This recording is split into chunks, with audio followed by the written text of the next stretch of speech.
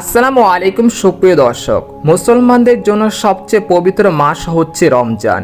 এই মাসের অপেক্ষায় থাকেন বিশ্বের সব ধর্মপ্রাণ মুসলিমরা। হিজরি ক্যালেন্ডার অনুযায়ী শাবানের পরেই আসে রমজান মাস। সেই হিসেবে আর এক মাস বাকি আছে রমজানের। এরই মাঝে 2025 সালের সম্ভবত রমজানের তারিখ ঘোষণা করেছেন মধ্যপ্রাচ্যের দেশ সংযুক্ত আরব আমিরাত।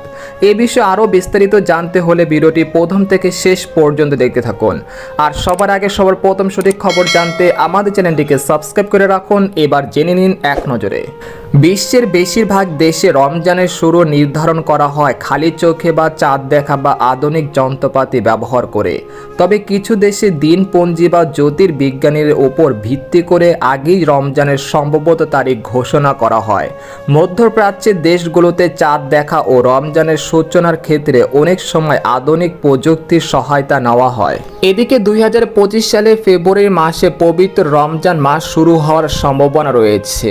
2025 সালের 28শে ফেব্রুয়ারি সন্ধ্যায় রমজানের চাঁদ দেখা যেতে পারে বলে জানিয়েছে মধ্যপ্রাচ্যের বিভিন্ন সংবাদ মাধ্যম। সেই হিসেবে পহেলা মাস প্রথম রোজা। পুরো বিষয়টি চাঁদ দেখার উপর নির্ভরশীল।